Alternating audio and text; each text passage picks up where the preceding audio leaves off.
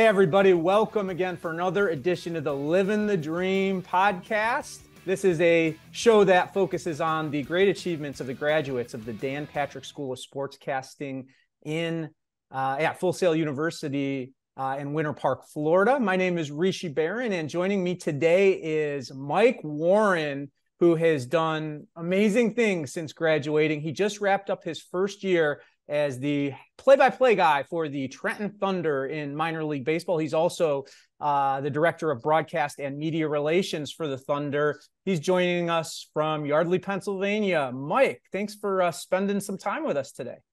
Absolutely, Rishi. Thanks for having me on. I've been looking forward to this for quite some time, and good to be on with you. Me too. You know, play-by-play is a difficult path for anybody who wants to get into it. And so for those of you who might have interest in taking that path, Mike is a guy you're going to learn a lot from. And Mike has found success at it pretty quickly in his career with the Thunder and elsewhere, which we'll get into over the course of this podcast today. But Mike, let's start at the beginning. Where did the dream begin for you? Well, yeah, it's a great question. I mean, the dream for me, I think it began my senior year of high school. Really was the first time that I got to be a sports broadcaster. I played football in high school, and going into my senior year, I hurt my shoulder to the point where I wasn't going to be able to play anymore. And I was pretty frustrated with that. And luckily I had, really good teachers at my high school that I'm still in touch with to this day, and were looking out for me. And one of my gym teachers came up to me and he said, I'm starting the broadcasting club, and we'd love for you to kind of run it and be, a leader for the broadcasting club. And we'd love if, you could use your voice to be the public address announcer for the football games. And, I thought awesome, because I could still be around the team and still be a part of the sport that I really liked playing. And I had a little bit of an advantage because I knew a lot of the guys on that team, all of the guys on our team, week in and week out. I could see the numbers. I knew who each guy was from a roster standpoint, like the back of my hand. And I knew kind of when plays were going to happen before they happened, because I was in meeting rooms and knew, what was going on from the football standpoint with Notre Dame. So, it was my senior year. That's when the first chance I got to really broadcast. And from that point on, I got a taste of it, and I thought, I don't know how I'm ever going to get an opportunity to do that again. And then, later on, eventually I went through the college realms, and I didn't have as much success at, the typical 4-year college route. And I had just tough time focusing in classes that I thought, what am I going to do with this down the road? I want to learn things that are hands-on, that I know I can do every day. And then I found out one of my friends was an actual student at Full Sail. He messaged me on Facebook and said, the Dan Patrick School of Sportscasting is going to be a thing at Full Sail very soon. I think you should apply and try to be a part of this, because it's right up your alley. I went down to the school. I toured the campus. I spoke with some people that were, eventually the program director and Gus Ramsey and a couple people down on the campus, and saw what they were doing. And I thought, man, I could see myself here. I could really see myself doing this every day, learning from people who were credible, who had done it, and just picking from their brains and learning about their process. And I didn't know anything about broadcasting, about, how to prepare for a broadcast, how to, what a game board was, what any of the things that I use on the day-to-day, I really didn't know about until I got to Full Sail and learned from the established professionals that are the instructors there. So a lot of that, a lot of where I'm at now obviously goes to the staff at Full Sail, but how I got my start definitely goes to my high school ranks and the teachers that I had there. And special shout out to Mr. Schaefer. He's still teaching at Notre Dame. He was the one that started the broadcasting club, and took me under his wing and made sure that, I wasn't goofing around on Friday nights when I had nothing to be doing after I was hurt and couldn't play anymore. So shout out to him, and shout out to everybody at Full Sail too, because that was the next part of the journey, was eventually getting there. So it was awesome. You made that transition from the playing field in athletics to behind the mic. What was that first taste of being on the air and hearing your voice like for you? It was pretty awesome, honestly, because it was public address announcing. It wasn't quite play-by-play yet, where my passion is now. And at the time in high school, I ran our student section. So I loved being loud and obnoxious and just kind of getting a large group of people to respond to what I was saying. That was kind of my MO in high school. And, when I was able to call out, touchdown Irish over the microphone and a large crowd would cheer and go nuts. That was a pretty cool feeling. And then, our music cues and the Irish fight song starts playing and the cheerleaders go nuts. And the first touchdown call I had, I remember I knew it was gonna happen before the play started. Could see the formation, and the wide receiver at the time, Vinny Serlincione, was wide up on the outside, and I'm like, they're gonna go deep to him here. And sure thing enough, they threw it deep. 7 route for him down the sideline. He scored, and I said, touchdown Irish, number 10, Vinny Serlincione scores, and then said whatever touchdown it was on the season, how much time was left eventually, but letting it ride out with that touchdown Irish, and then hearing the loud roar in the crowd and cowbells and people going nuts, you'll never forget that. I'll never forget that moment. And from that point on, I was hooked. I knew I wanted to be involved in sports broadcasting from that capacity on to where I'm at now and continuing. So that's a feeling that never gets old, and it's a feeling that keeps bringing you back. And you alluded a couple of times already to being a leader and being the type of person that brings others together. How has that helped you over the course of your journey into broadcast?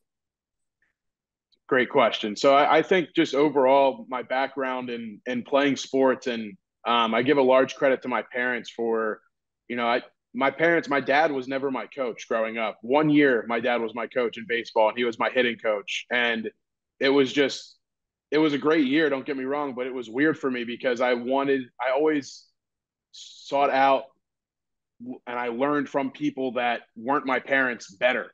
For some reason, when I was in that sports culture, learning from another coach or somebody, it stuck with me more because it's somebody who's not your parents who are always telling you like, hey, you need to be doing this, or hey, make sure you have your homework in on time, or stuff like that.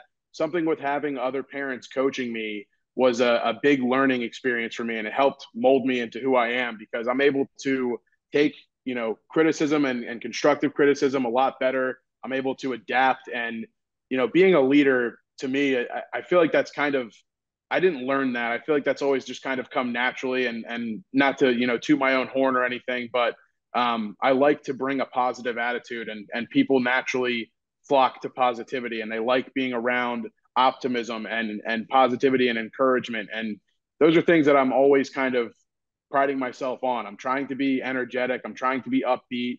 I'm trying to bring a good energy so that the people around me want to do their job at a high level. And that's how I was when I played sports too. I tried to be a good team player. If I wasn't the best in baseball when I struck out, I was a terrible person to be around. I'll be completely honest. But if I wasn't, having the best game, there were times where I was able to put that aside and be there for my teammates. And that's what I do now. If there's things at the Thunder that, somebody needs help with, in minor league baseball, there's no real roles. I have a title, but I'll be, if I'm able to, down on the field, pulling the tarp off the field when we get to the stadium in the morning so we can get the field ready to go. Like, people step up and do their job. And for me, you lead by example, and you lead by just being authentic, being who you are every single day, and showing up and doing what you're supposed to do.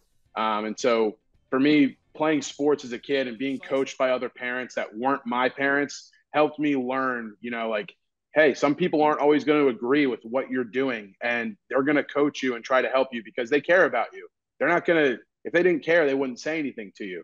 So you got to be ready for that critique, that advice, that encouragement, because you're going to be able to take what they're telling you and put it into play and be better because of it. So yeah, that's something that I think has helped me a lot. I look back on when I was playing sports and who my coaches were and what I learned from the playing field and how it carries into my work ethic now as an adult. And it's a real thing. It's very prevalent for sure. So now you're in a unique position to be calling games for a team that's 7 miles down the road from where you grew up, and bring all that leadership and that fire and that energy to those broadcasts. I understand that when you were a kid, like 7 years old, you threw a first pitch out at a game for the Trenton Thunder. What's the journey been like to get from that point to now you're calling those games? Yeah, it's been a crazy, unexpected journey. Honestly, I mean, it should have been expected for me from a work standpoint. Like I put in a lot of work and called a ton of high school games, and spent time critiquing myself and having other people critique my tape and all that kind of stuff. But when you talk about this journey specifically, like full circle, looking back on it, like my first baseball game as a child was a Trenton Thunder game. It was my 7th birthday. I'll never forget driving over the Calhoun Street Bridge in the back seat of my grandfather's car. My pop was driving. My mom was in the front seat. It was me and my best friend in first grade at the time going to the Thunder game, and I had no idea that I was going to throw out the first pitch. It was a surprise that my mom had planned for me, and I did. And a whole bunch of friends and family were at the stadium waiting for me that I didn't know about too. Threw out the first pitch for my 7th birthday. Felt like a superstar. And then always went to Trenton Thunder games like growing up. Like it was just a good experience. It's right in my neighborhood, 7 miles from the stadium, like you said.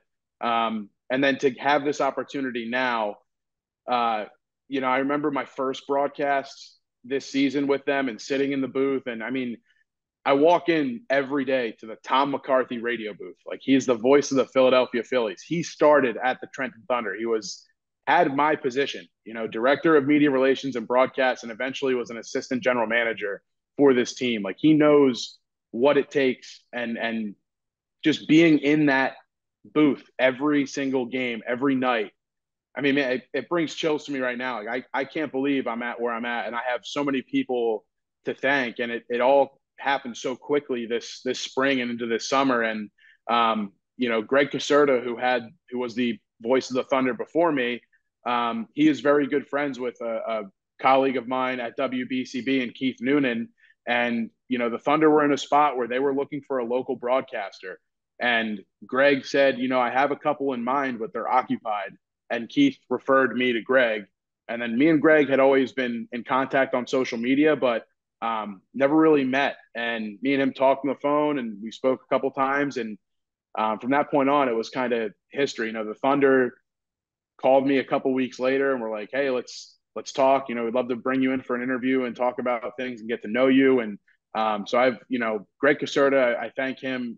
I send him a text every once in a while. He's doing great work with MLB Network, and gets to call some games through MLB Network and stuff. And Keith Noonan, who helped me out as well. He's a voice with the York Revolution. So, one of the first things that we're taught at Full Sail when you get there is networking. Like build your network and learn from people. There's competition in this industry, but there's also, you're allowed to be friends with your competition. You're allowed to build allies and have people that know what you're capable of and know, like, hey, this guy can call minor league baseball. He's ready. He's ready for the call. I have trust in him. And that's what it was. I had other people that, were ready to go to bat for me. And all pun intended on that one, by the way, but ready to, really battle for me and speak positive words about me. And, that's a large reason why the Thunder took a chance on having me as their play-by-play voice. So, going from being a kid in that stadium, throwing out the first pitch, having the Thunder shortstop at the time autograph my baseball, and like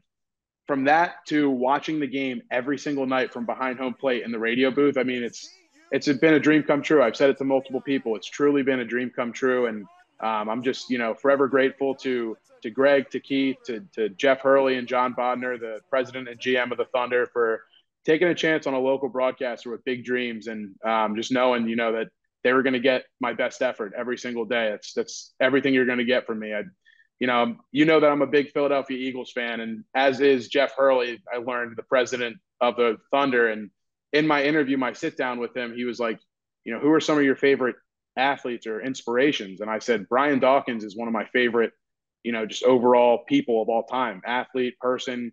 And there's a quote from him pregame where he's in the huddle with all of his guys, and he looks at everybody and he goes, I need everything from every single one of you guys tonight. Like, I'm going to leave myself on this field. I would not ask any of you to do a single thing that I would not do myself. And that is something that I pride myself on every single day when I go to work, no matter if it's in a radio booth or at WBCB, wherever it is. It's, you go into that booth, into that mindset, knowing that you're a team player and that you're there to do your job, but you're there to help others succeed as well. And that's always, just a mindset to have when you go into it. But yeah, it's been this whole full circle thing. I've been having a couple of moments to look back and really think about it. And after my final broadcast, I just sat there and just stared at the field for a while. And I was like, wow, like it honestly felt a lot like after I finished my final Rollins broadcast. Just not that I was after my final Rollins broadcast, I was genuinely scared. I was like, I don't know if I'll ever be able to do this again. Like, I don't know who's going to take a chance on me and who's going to think I'm good enough. And I built this great, network here at Rollins. Like, everybody's been so nice to me. And how am I going to find this again? Where am I going to find this again? How am I going to get this feeling again? And it took some time. I mean, the pandemic hit and all that stuff, but we're back and we're here where we're at now. And I look back at that a lot and I'm like, wow, like, you went from where you were at the beginning as a kid. Even as a kid, you didn't even know you wanted to do this yet, but look where you're at. Look where you're at now. And learning from the journey and looking back at the journey has been really, really cool. He's the voice of the Trenton Thunder. Mike Warren just finished his first season. Always fun to listen to your clips, watch your clips, Mike. And you mentioned Tom McCarthy, another famous Phillies broadcaster, the Phillies broadcaster for many, Harry Kalas, another guy you got to listen to growing up. You have your own unique style, but how did listening to legends like Tom and Harry help influence you as you built your own broadcast style? I think just the one thing from watching and listening to those two guys is like, there's passion there that you can't teach. And there's passion for both the Phillies, the sport of baseball, the pandemonium behind the sport, and knowing when to let a moment breathe on the air so that you can hear the roar of the crowd. I was able to really learn a lot from both, like you said, Tom McCarthy, Harry Kalas, but I'm really lucky as well to learn from the current voice of the Philadelphia Eagles and Merrill Reese. His office is right next to mine at WBCB. He's the owner of the station. And Merrill has been, I'm lucky to call him a friend, honestly. I mean, he has critiqued my tape a ton. He has helped me learn how to build a moment up in radio and on a live stream, on a live broadcast. And, listening to different voices helped me learn from them, yes, but understand too that, okay, I'm not them. I'll never be Harry Kalas. I'll never be Tom McCarthy. I'm Mike Warren. How do I take what they do and make it mine? 0-1. This one belted to left. On a ride. This could go. It is long gone. A 2-run walk-off home run from Ryan Zuckerman. And the Falcons get their first win of conference play in Suburban 1 League action. Not that I steal their home run call or I steal how they say a certain word. How do I see what they do? And I try to do it to the best of my ability and not be them. Be yourself. Be Mike Warren. Be the best Mike Warren that you can be. And yeah, I pride myself on having a unique style. And multiple people that tell me, like, I can't really compare you to another play-by-play guy. And it's like, yeah, I try to sample as much as I can from different people and make it my own. I definitely sound like at times when my home run call, it sounds very similar to Tom. Like this season I used "It Is Gone" and built it up very similarly to how Tom McCarthy builds his home run call up. And going back and listening to it, it's like, yeah, that is very similar to what Tom does. But I also pride myself on not having one signature call. I think every moment is different. Every moment deserves its own thing. And I don't really premeditate a lot of things. Like there's things that I think of and moments I think of to build up and information that I have in my head, but I never go into a game thinking, oh, if the base is loaded, bottom of the ninth, this happens, how am I going to call the walk-off? The first pitch to Brito, driven towards the right center field gap. That's going to split the gap and get down. On his way home, Scatini being waved around Shamela. The Thunder are going to walk it off and win the game. Chris Brito, the hero, the Thunder pork roll win. Brito mobbed in left field by the pork roll. 4 straight wins for your Trenton Thunder. What am I feeling in that moment? How am I going to depict this to the fans? What's the emotion and the energy around me? I let that seep in and try and convey that out onto the field and out over the broadcast as best as I can. So learning from guys like Harry Kalas, his voice, I mean, he had this great Southern, drawl in his voice and a long, not raspy, but it was a deep, crisp beautiful voice. And Tom McCarthy, another one with just great pipes, man. Like the guy he can belt it. You know, he really can. And he's got great energy and a great ability to plug information in on home run calls. That's Bryce Harper's 18th of the season. Phillies get a 5-3 lead. Like he is on the money with that stuff. Like he is informative. He's emotional. And another broadcaster that I listen to frequently is Scott Fransky, the Phillies radio guy. He is great in terms of just not doing too much. You can let a radio broadcast breathe at times. I know there's not a lot of visual going on, but you can allow the radio listener to hear the commotion in the crowd and the organ playing in the background. And, you know, if a foul ball, the oohs and the ahs, like there are little things that can fill in for you on the radio too. So yeah, I've been really lucky that I live in an area and I'm fans of teams where been some really great broadcasters, and Yeah. I've taken the time to learn from them and listen to them. And still to this day, like I said, I mean, if I ever have a chance where there's not too much going on for Merrill and I can give him, you know, hey, can you watch this clip? Hey, can you know, what do you think of this? What can I do better? You know, there's instances like that all the time. And yeah, I'm, you know, forever looking up to the Tom McCarthys, the Harry Callises, the Merrill Reeses, because they're there. They're where I want to be. And if there's anything, like I said earlier, that I can learn from them and add it to my bag, I'm going to do whatever I can to learn that and to try and, you know, build a relationship with them too. Because again, if you can add them to your network, I mean, that's a great ally to have in this field for sure. There's one unique experience that I don't know if any of them had that you had. You got to work in your dad's kitchen. So that's something that as a job growing up can build skills that relate later in life to other things, including potentially broadcasting. How did those experiences guide you on your path to where you are now? That's great. That's a great question. Man,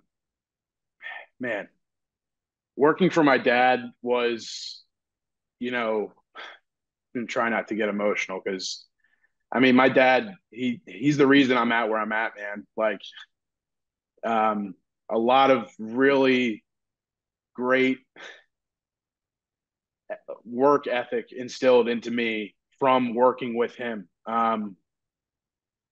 The pandemic was a really scary time, and all my dad knows is my dad's bar. And, you know, that came into our family when he was 7. And, you know, there was a time where it's like, are we going to make it through this? Like, are we going to see the other side of this? And, you know, like there's been things in my life that I've quit, you know, just, I'm done. I'm not doing it. I quit. And I remember a day very vividly, like no one was allowed inside, you know, COVID conditions. And we had to set up tents outside so that people could eat and put heaters in them. And it was just crazy. It was nuts. And we had a huge snowstorm come in and our tents outside just got completely ruined, like pounds and pounds of wet snow bent them to nothing. So we had, you know, luckily a lot of the regulars at my dad's bar are very handy individuals, construction workers, plumbers, you know, carpenters. They work with their hands, and they came and helped us reshape the tents. But I remember getting to the bar that day, and my dad's the guy that like doesn't let, you know, holds us accountable, like doesn't let me or my brothers ever, like, you know, if we're capable of more, like he'll call us out for it. And I remember him looking at me and be like, this is the type of stuff where I just want to quit. And like, that was, you know, my dad loves that bar more than anything, loves what his parents did to build that place up, and loves that he was the one that bought it from them and kept it going and got it to where it's at and to levels that my grandparents never reached with the business. And, you know, when I started working there, my dad didn't treat me special. It was, all right, we're here. It's 8:30 in the morning. We got to be open by 10:30. Get in there and start scrubbing the toilets. Like, clean the bathroom. Go clean the women's bathroom. Okay, after you're done that, scrub your hands. Get downstairs. Go look at the list. What do we need upstairs for today so that we can get this kitchen open and get it going? And, you know, go count the liquor bottles and make sure that, you know, we can get inventory so that people can come in and have what they want. The lessons that I learned from my dad stick with me where I'm at now. My dad never complained on site. He would come home and complain all he wanted to us, at the site of the job, whenever things went bad, he never saw my dad losing his cool. It was always, okay, I'll be right back. And he might have lost his mind in that car ride to go get whatever piece he needed to fix whatever situation was at stake. But he led by example. He was the captain of a ship that in the bar industry, something breaks every day. Something goes bad every day. You have to fix something. You're always paying for something. If there's a day in the bar industry where something doesn't break, man, like show me that day, because I did it. I worked there for 3 years during the pandemic, and I saw firsthand. It's like, wow, like he's not kidding. Every day he has to spend money to fix something, and just the little things that I learned from him, the work ethic that he instilled in me, like, you're not special, man. Like, you come into this place, like, you're going to clean the toilets. Like, you're going to stay, you're going to open the bar, you're going to close the bar. Like, there was no option. And when the pandemic hit, there was no option for me either, because there were no jobs in sports broadcasting at the time. No one was hiring. Big networks were shrinking 100 plus crew broadcasts down to 50 and 40 people. So where am I with my degree and what I've built up from Full Sail? Where do I fit into all of that? I don't at the time. And I wasn't willing to accept that. But what you have to accept what's in front of you. And when the world is, quote unquote, shut down, and you have a bar and a business in the hospitality industry, you have no choice but to find a way, work around it. Like, put your head down and just open the doors up every day and just hope for the best. That my dad said that every single day during the pandemic. Well, it is what it is. Oh, we got to put up these dividers. We have to wear masks again. We have to do this. We have to do that. Whatever. We're going to open up the doors, and we're going to hope for the best, because that's all we can control. We're going to control what we can control. I can waste my time. I told you before we started the broadcast, it was a tough night on Friday night. I didn't have equipment working for me for a high school broadcast. We couldn't get on the air. Was I frustrated? Yes. Did I lose my cool on set? No, not once. I was frustrated. We couldn't get on the air, but at the same time, I knew it is what it is. Let's control what we can control. Let's make sure our equipment's safe. Let's get out of here okay. Let's get back to the studio. We'll refund our sponsors. We'll make sure the equipment's ready to go for the next time we go out onto the air. You take what you have and you run with it. Whatever you have in this life is not guaranteed. And the pandemic taught me that. Working for my dad taught me that. That bar means a lot to my dad, means a lot to my family, but what I learned from that will always stick with me. And I pride myself on that. When I show up, there was a joke at the Thunder that not many of the play-by-play guys pulled tarp. And I was there a decent amount this year to pull tarp. Like, I prided myself on, if I can do it, I'm going to do it. If I'm there, I'm going to do it. And if there's anything that I can do, like I said from the start, to better the people around me and to be a good team player, I'm going to do those things. And my dad has a large role in that, and forever grateful for, he gave me a job too. Let's not forget that. Like, I was in the pandemic jobless. So, like, that was not fun. Like, I graduated and the pandemic was in the midst, and, a lot of uncertainty, a lot of confusion, and I had no income, and he didn't have to hire me, but, he did. So forever grateful for that. Forever grateful for the lessons that I learned, and forever grateful that we made it through the pandemic, because he's able to do what he loves still every day. And, I'm thankful that, we made it through. We said when it all started and we had to close down for 2 weeks that we were going to be one of the few that made it through the other side of this, because we weren't going to fall apart. We were going to stick together and stay a cohesive unit and be a team.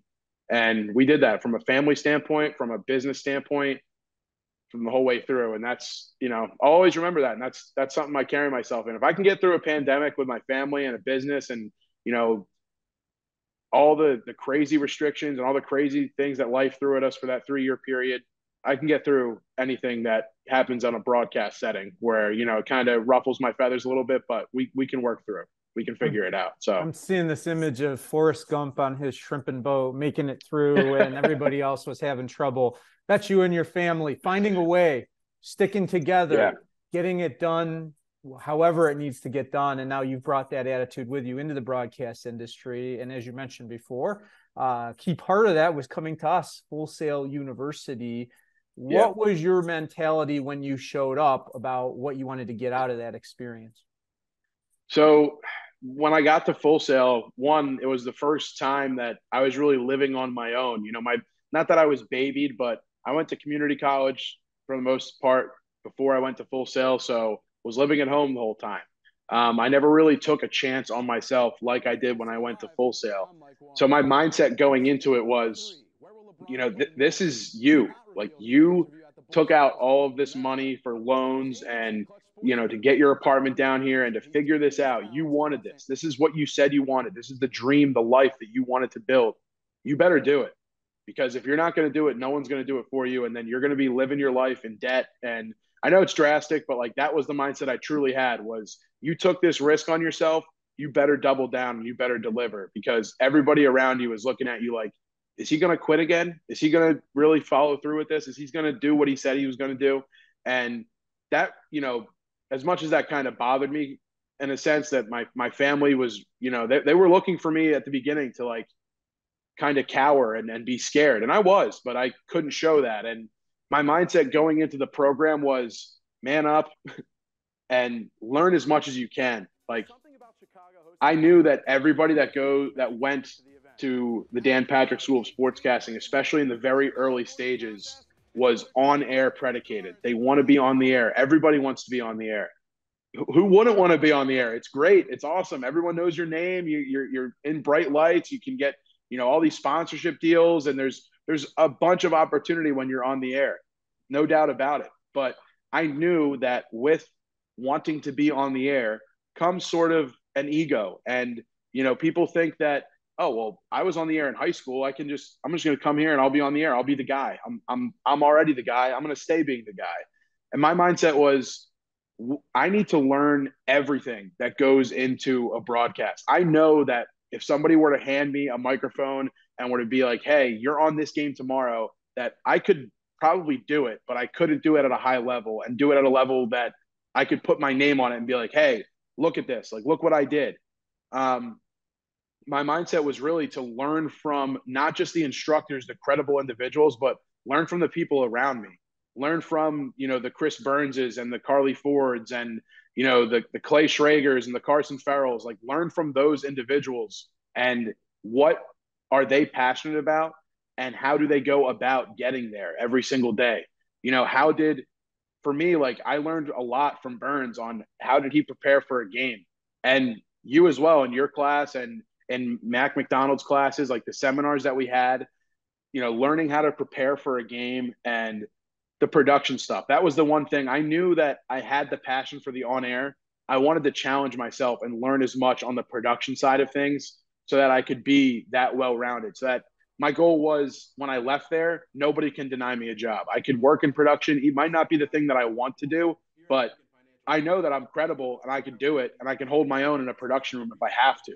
If my back hits the wall and there's no play-by-play jobs, there's no on-air jobs, there needs to be a job out there for me in this field so I can use my degree. And I just wanted to be as well-rounded as possible when I went into that program. And I knew that, there's competition here, but there's a chance to learn from these people and to, what do they do well? How can I do what they do? And how can I do it well to my ability? So that was always my mindset, and to try and have a production type of a mindset too, like learn the behind the scenes things, because you're going to get to a game when you're working for WBCB and, your camera cuts out of nowhere, but you've worked with this camera before and you've worked with this computer before. So that you just need to finagle the cord and move the HDMI just a little bit and everything goes back to normal and you're okay. When I first started at BCB, I wasn't going to be a play-by-play guy right away. And I was very upset about that. I'll never forget that. I'm like, I've listened to these broadcasts. I know I can do what these guys do. I'm good. I know I'm good, but I wasn't ready. And I needed to prove that I could work through the ranks and produce a game, be a video engineer, get a game on the air, put up the right graphics, make sure the score's right, the time's right, stopping and starting a soccer game, all that stuff. And if I didn't learn, doing the behind the scenes stuff, learn OBS, learn, the production room side of things, when we did the Steel Timber Sports with Chris and everybody in the studio, those things helped me so much in terms of just, now I don't sweat any production problems when I'm on site, because it's like, okay, well, I know how to work through this. If anyone's going to get us out of this, it's going to be me. And if I don't know how to get out of this, then I probably haven't done it yet, and I'll learn it. And then next time I'll know. But my mindset going into the Dan Patrick School and that program was, learn from everybody, not just the instructors, the people around you, and what can, you learn from them, and build your network while you're here. Keep these people close to you, because they might be your competition, but like they're going to be your allies when you're out in the field. And I still, keep in touch with a lot of the Full Sail, students that were there when I was there, and even ones that are there now. They've reached out to me and see where I'm at now. And, I always, predicate and pride myself on just being there and trying to keep that network alive, and help the students that are there now as much as I can, because we were early. Like I was the 5th class, I think, or the 4th class on campus. We didn't have that, hey, you went through the program. What can you advise for somebody that's dealing with this class and this class at the same time? Like having that ability and having those allies are very much appreciated and needed. And, I have them now for me, luckily, and whatever I can do to give back to the Full Sail students, I always try and do my best to do that. But my mindset going into it was just learn, man. Like, nothing. These people know everything. Shut up, listen, learn, have fun, but like learn, you had me in class. I was talkative. I was goofy, but like when it came down to getting stuff done, I was very serious about it. And I wanted to learn, and I wanted to get it done in the manner that it was supposed to be done, and at the deadline it was supposed to be done by. And to this day, it's still how I am in the work environment. I goof around, I have fun, but when it's time to get it done, there's no joking around. We get it done. So that's kind of was my mindset, still is, as I went into Full Sail, and still have it. Just try and learn as much as you can. And that's the way to be. As long as you get it done, it's supposed to be fun, right? So yeah, exactly. Enjoy yourself. And you guys did enjoy yourself, right? And it's funny because we joke about it off camera. We could talk about it now. The moniker, the frat pack, right? That your group got, that Mac McDonald came up with. And I know it's kind of like you laugh about it, but I know it also kind of like burns you a little bit, like, hey man, I take this seriously. So what was the experience like going through with a colorful group of characters that you guys all challenged each other and motivated yourself to be the best you could be?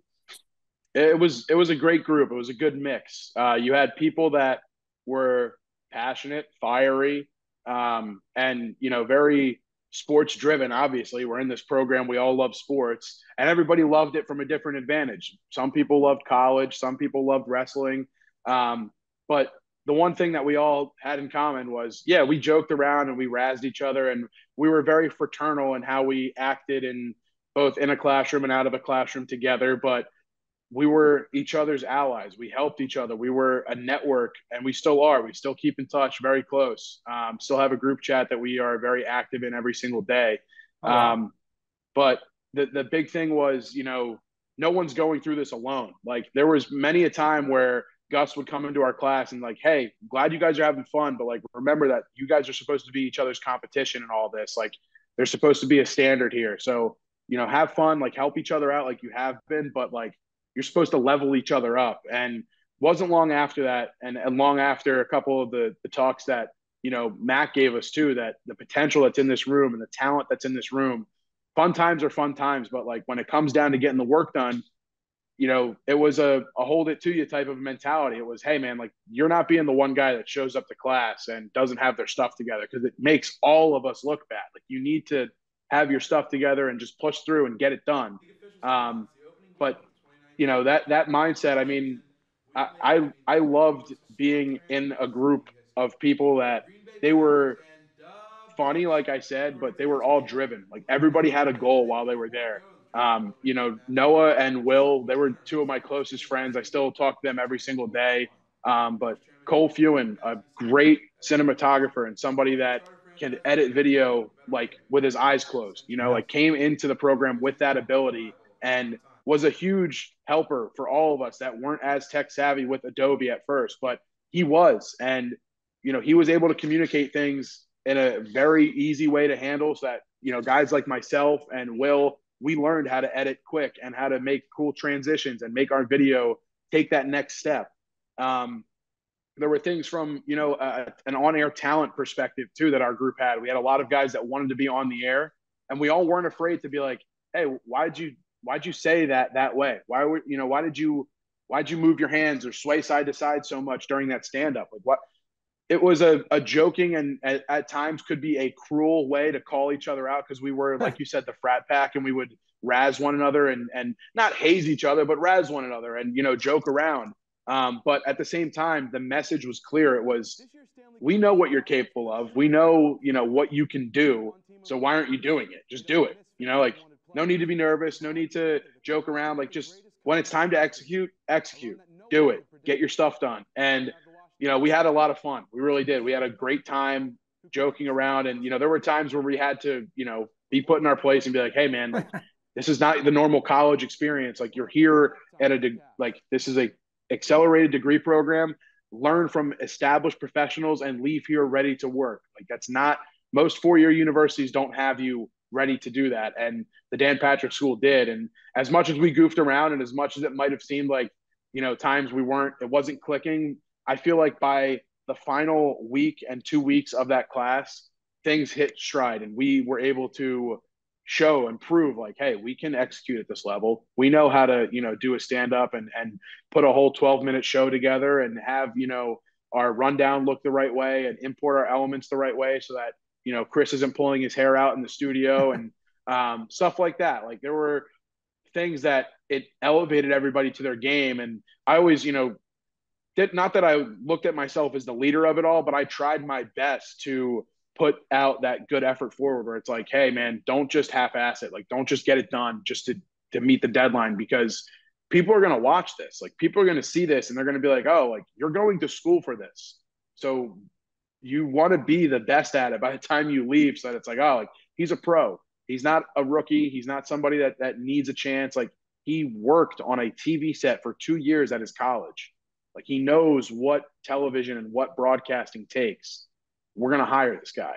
And a lot of us, we graduated at a weird time, the pandemic hit, but a lot of us are working in where we want to be. Will's in production, Sebastian's in production. Like, guys are putting in the work and they're where they want to be in this field. Cole's a tremendous freelance photographer and editor and cinematographer. I mean, he's awesome. Like, he's been doing great work from the start. He was freelancing when we were in the program still, doing things on his own. And everybody has a sense of pride. And like I said, we love a good time. You love to mess around. You like to joke around and mess with each other. But there was a real sense of get the work done, man. Because if you look bad, it makes all of us look bad. Because when there's a group that's known for joking around or messing around, the letdown is expected. You're looking for it. And you're like, let's see, let's see. Maybe they'll figure it out. Like, they've got this one. And that's what we wanted to do every single time. It's like, we'll joke around, but when that deadline's there, you're not going to have an empty Dropbox, because we're going to have the assignment's going to be there and it's going to be at a level that is good. And, the work speaks for itself. A lot of the guys now are doing what they want to be doing every single day, and they put the program's tools into motion every single day. So proud of my guys. Shout out to the frat pack. Shout out to Mac McDonald for coining us as the frat pack. That was the day he said it. I belly laughed out of my chair just because my grandfather was a huge Rat Pack fan. Sinatra, Sundays with Sinatra were a big thing in my house growing up. So when he said the frat pack, I lost it, and I loved it. Honestly, it was very fitting. Still is. So. Well, now Mike is the voice of the Trenton Thunder, and one of the real cornerstones for him getting there was another fraternity he dove headfirst into, which was Rollins broadcasts. How did the Rollins work set the table for what you're doing now?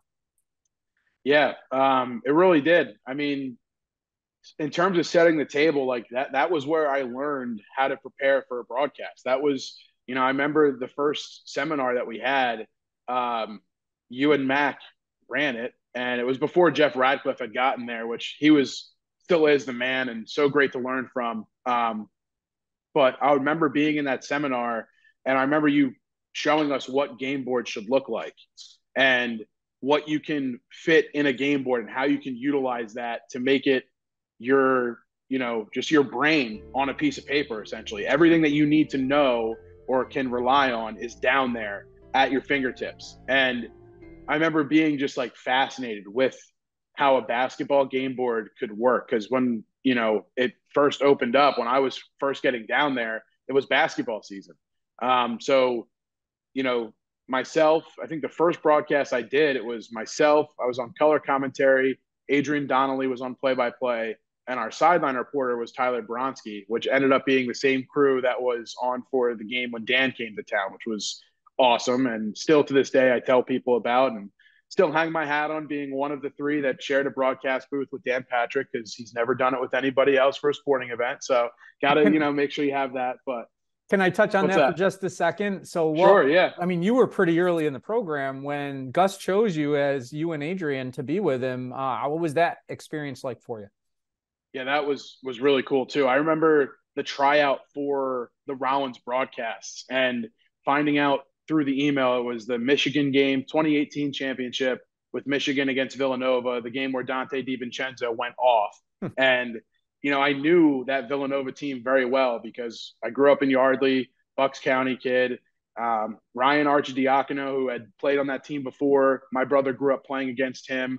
Drawing a blank on his name, the point guard as well, went to Archbishop Wood.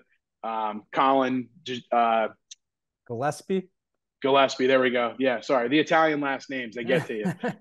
But Gillespie was a local guy too. Like, I knew this team so well, and I was so excited to just show what I knew on the makeup broadcast that we had during the seminar that day. So, getting picked for the first Rollins game of the season and then getting picked for the first or for the game when Dan came to town, that was awesome. I remember being in my apartment at the time, and we had another seminar tryout. It was Gus brought everybody back in. It was the midway point of the season kind of, and we had a tryout again, and everybody, mock did a game, was on the screen and did play-by-play, color, and sideline. And you just, you called the game as it was on the screen. You acted like you were there and you simulated it. And I remember the seminar ends and Gus is like, all right, keep an eye on your email. The people that are going to get selected for the game with Dan, you'll have an email by tomorrow afternoon. So it didn't come until nighttime, and I had some big deadline for one of the classes, one of the project and portfolio classes at the time, and stressing out about that. I'm just freaking out in general because it's man, I really want to get picked for this game. I've prepared all season long. I know this Rollins team in and out. I know all these guys, Tom Klusman, me and him are so close. Build great rapport with the coach. And I just remember thinking, I'm you know what? If it's meant to be, man, it's meant to be. It'll happen for you. You can't stress about something that it might not happen. It may not, but you put your best effort forward. You did your prep. And, if they think you're the guy for the job, you're going to get it. And then I remember getting the email from Gus that night, and it was me, Adrian, and Tyler Bronski on the email chain. And it was hey, you three have been selected for the broadcast with Dan on January, I think it was January 9th. I believe that it was January 9th the game was. I always remember because it was on my grandfather's birthday. And they were all watching at my dad's bar. They pulled the stream up on the TV there. That's awesome. So yeah, they were all watching it, which was really cool. But I remember just being wow, I can't believe I got picked. And then I went to go call my dad to tell him. And I was I got great news. And I go, wait, hold on 1 second. And I literally had to go back and look at my laptop again to make sure that I wasn't misreading the email or it wasn't a mistake. Or I was no, that's you, Mike Warren, yep, you're in, you're going to be doing the game. And I was Dad, I got great news. I'm going to be calling a game with Dan Patrick. And he was pretty ecstatic, and everybody was pretty fired up, and I was fired up. And then I just remember the next thing was I got on my laptop and I emailed Adrian and Tyler, and I was all right, when do you want to start preparing for this game? When, how can we put our best foot forward and sound as best as we possibly can on the air so that Dan looks at us and goes, these guys are ready now. And I think we did that. We had a pretty good broadcast. There were some things that I go back and listen to now, and it's wow, my voice then doesn't sound really a lot like it does now, just because from what I learned in the vocal training courses and properly using your diaphragm and how to project the right way. But we had great preparation. We had a good chemistry from doing games together earlier in that year. And shout out to Adrian Donnelly again, because he was as smooth as could be for being a play-by-play guy. When I first got there, he was one of the guys I first learned from, because I wasn't on play-by-play on Rollins broadcast until about Adrian had graduated and, Burns was getting his reps. And then eventually I started to get some more play-by-play and told Gus, I'm like, hey, like, I really like play-by-play. Like, nothing against color commentary, but most people, most color commentators are former athletes and guys that have played the sport. And so, I'm probably not going to fit that mold.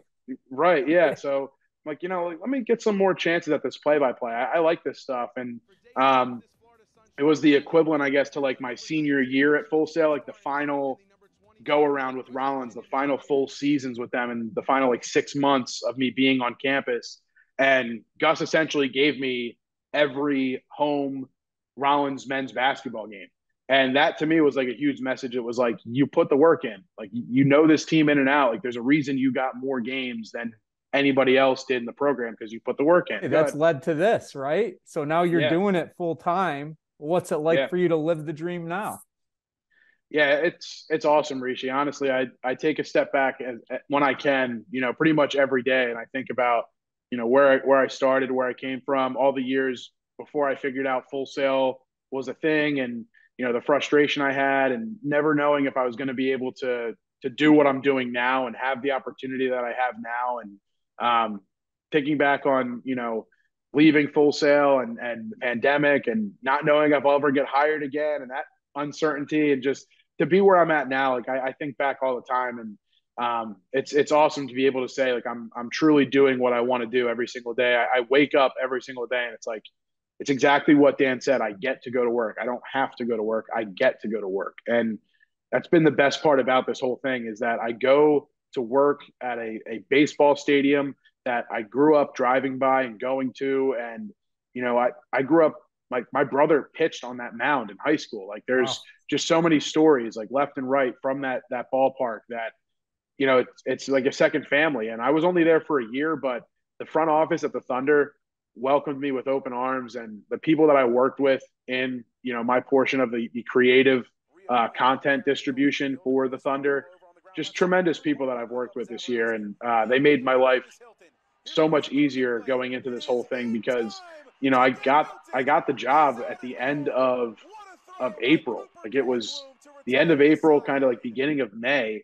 Season started in June. So, like, there really wasn't a lot of time for me to make sure that I had a lot of the fine details in place. It was just, all right, make sure you have your media list together. Make sure, you have the engineer's number for the ESPN studio, so you can set up your radio equipment and get onto the air and fulfill that sponsorship. And make sure you have all of your sponsorships in order, like that. And then it was just go time. And, I was so nervous and so just like anxious for that first game. But once we got to like the third inning, I realized, like, dude, you've been doing this. Like, this is what you were made to do. And you want this. I'll never forget being in the studio the one day at Full Sail, and Gus was in watching, presentations for one of the project and portfolio classes. And I like made like kind of a comment, like, I'm nervous. Like, I'm anxious. Like, I'm ready to go. Like, it was a good energy, but like, I was nervous. And Gus just like calmly looks at me and he goes, "Why are you nervous? You're here. Like, you want to do this, don't you?" And like, that clicked. Like, it made it click real quick. Like, it doesn't take much for words from Gus to click, a big 6'6" presence and a resounding voice. But he really, like, it was like having one of my old coaches. He just kind of walked by, stopped, looked, and was like, "Why are you nervous? Like, you're here. Like, this is why you're here. Like, you came here for this. No time to be nervous anymore. Time to go. Time to play. Like, let's ball out, Yeah. Let's have some fun with it." And that's what I try to do every single time. I know I'm about to put on the headset, and I know I'm about to go to a game. It's like, you're going to a game. Like, this is fun. Have fun with it. We get to have fun and get paid to say what we see and to broadcast. And that to me is a beautiful thing. And it's something that I'm very grateful for, because it took a lot to get here and took a lot of help to get here. And you mentioned that you got to put the work in to get there in terms of doing stuff behind the scenes. So you did that, right? You've done that at WCBC, right? You did that at your previous station where you were the executive producer, WCHE. How has that mentality helped you to get more opportunities, because you were willing to do all the behind the scenes stuff, which you still do with the Thunder too? Yeah. I think it's it's just, showing up, like just being there. Like when you say you're going to do something, you do it. And not that people need to hold you accountable. You need to hold yourself accountable. Like the opportunities that I've had from taking these production jobs in radio early on, it's benefited me so much because when I was up in Westchester, I met Bill Werndell, who was the first full-time sports producer in Philadelphia, who, broke multiple news stories involving Pete Rose and had a great following. And he's Merrill Reese's spotter on Sunday afternoons. And, his Rolodex of people, like he got me an interview with Goose Gossage, like things that I wouldn't have ever been able to do, but because I showed up every day and I produced his show on the radio from 2 to 3 every day, and I did it at a level that he was happy with and fond with, he considered me and he was like, hey, like if you ever need anything, let me know. And when I started my radio show at the radio station, and it was 1 to 2 sports talk radio every Friday, I needed people to have on the show. I needed credible voices to interview and people to talk to in sports. And he set me up with great guys like Ben Davis, who's on the Phillies broadcast team, and a great local talent. Multiple people. I mean, Jeff Manto, who's the manager of the Thunder, that I was lucky enough. I've known Jeff since I was young. Him and my dad actually grew up together in Bristol and have great childhood memories together. And but Jeff didn't really know who I was. Like he knew my dad and like he remembered me, but I'm an adult now and I haven't talked to him since I was 8 years old at a hitting clinic. Like so, using your network to reopen doors. Like, hey, like you remember me? Yeah, I remember you. Okay, cool. Like yeah, and then I end up working a full summer next to Jeff Manto every day this year. So that was an experience in itself that was really cool. But just being willing to do the jobs that not everybody wants to do, like you have to take pride in that. You have to be the guy. And like the biggest example that I see of that today, like when we have a rain delay at the Thunder, our president and our GM are down on the field with squeegees in their hands. Wow. Like wiping water off the field. Like they're down there pulling tarp. They're taking tickets. Like they're the president and the GM of the freaking team. Yeah. Like they should probably be sitting in a chair somewhere watching the game in most places, but they're leaders. They lead by example. They do the things that not everybody wants to do. But because if you see the president out there, squeegeeing the field and pulling weeds out of the warning track, it's like, man, I need to up my game. Like I need to step up. Yeah, right. Like I need to be doing that kind of stuff. And I took a lot of pride in my work production wise in radio. I liked, having clean shows and having news timeout at the top of the hour and having our legal IDs timeout at the right time. And that work ethic, and that attention to detail, people notice that. The general manager at WBCB, he's noticed that with me, and he's put me on multiple shows to go do pro events and pro shows. Our pro show with Merrill Reese every Tuesday night during the football season, he has a different Eagles player on with him each week. So I've gotten to meet guys on the Eagles. I've gotten to meet former Phillies. I mean, we do a show with Tommy Green, who threw a no-hitter with the Phillies in 1993. I get to talk to him regularly. And Greg Lazinski, he did a show with WBCB too. So it's like, you don't know where you're going to get taken in this industry. You just need to be there and be ready to go. And because I said yes so much, anytime that I saw, the GM's phone number pop up on my phone and it was an off day for me, and he was like, hey, I have this opportunity coming up in a week. We've got this show down at Chickies and Pete's in South Philadelphia. Jordan Mailata and Merrill's going to be there. I just need you to go there and just make sure everything's okay. And, you don't have to produce anything. You just have to go and make sure that the autograph line doesn't get too long or too crazy. Like, sure, absolutely. Like that wouldn't have been a thing at the beginning, but because that I've shown up when I was supposed to, I do the things that I was asked and even a little bit more. It came to a time where they're like, hey, like, I can't make it to this event tonight, and all I have to do is just kind of stand there and make sure it's okay. Can you fill in my place for me? Yeah, absolutely. And I get to meet Jordan Mailata on top of it. Sure. Like, yeah, that's awesome. I'll gladly do that. So just, being willing to do those jobs and understand that, like, if I do this, I get to do this. Like, that was a big thing for me. If I learn how to be an audio engineer. That means that I can have my own sports talk radio show, produce it myself, have my own guests on, have my own, hot cues and hotkeys to make people laugh during breaks and stuff. I get to be that guy. I learned how to do the radio stuff. So I have an opportunity now where it's like, I made sure everybody else's show is okay. I'm the executive producer of the station. Now it comes to a time where, how do I get creative? When do I get to put what I'm passionate about into space? And the one thing that was consistent was that, the people at these stations, when they talked with me, they spoke with me, they said, if you're getting your job done and you're producing at a high level and you're making sure our shows, our podcasts and everything, and you have time, you can have a show at whatever time slot you want on whatever day you want. Last big question. Where do you hope the Dreams take you moving forward? I'm hoping, it's at a professional level. I would love to, be the voice of a professional team one day. But just to work, for a big network, being at a level of a guy like a Joe Buck. I know it's lofty, or a guy like a Mike Tirico, but like to be at that level, that is the goal. It's a lofty goal, but you keep the right people around you, and you keep the mindset the same, and are always willing to learn more. It's going to be tough, in my opinion, to beat me, and that's like where I'm at. I want to elevate and get better. I love where I'm at with the Thunder, but there's bigger goals for me out there, and I would love to get there as soon as I can. I know it doesn't come quick. This took a long time to get here, but I'm very, just optimistic towards the future. And that's my goal, is to be a voice that people turn their TV on and they go, that's Mike Warren. Like, I'm listening, like he's on the call today. I want to listen to this game because he's calling it. That's the ultimate goal at the end of it all. So. Well, you're well on your way to that. And we like to do a quick dream sequence at the end. I'll keep it tight because we're low on time, but dream Phillies starting five for you. Quick answer. Go. Starting rotation. Starting rotation is what I meant. Yeah. Okay. So I'm going to go Roy Halladay at the 1, Cole Hamels 2, Cliff Lee 3.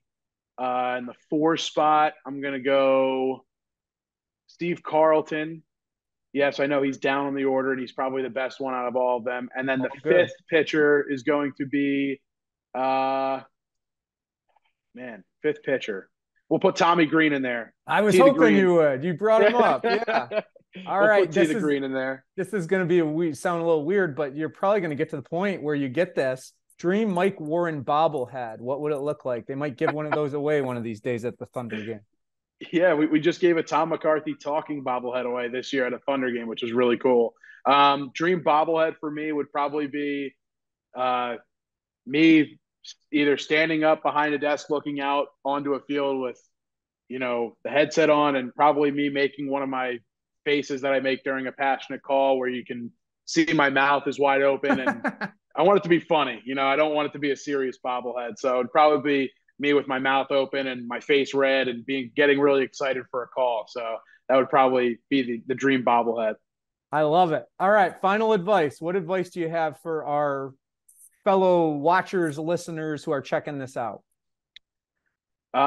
Be yourself. Find what is important to you in this industry and go after it. There's a lot of different avenues, and don't limit yourself to one, but whatever you're passionate about, chase it and learn all of the intricacies about that passion so that you can be the most well-rounded individual in the room if need be. If you're ever in a tight spot, you want to be able to look back and be like, oh, I know how to do that. So just learn as much as you can, be as well-rounded as you can, and find the weaknesses in your game and try to make them strengths. Work on those things. Know what you're good at, and also know what you're not good at, and try to improve on those things. Love it. Yeah. Focus on those weaknesses, make them better, and play to your strengths. Want to thank Mike Warren for joining us today. He is the voice of the Trenton Thunder and soon to be the voice of your generation. All of you, keep on living your own dream.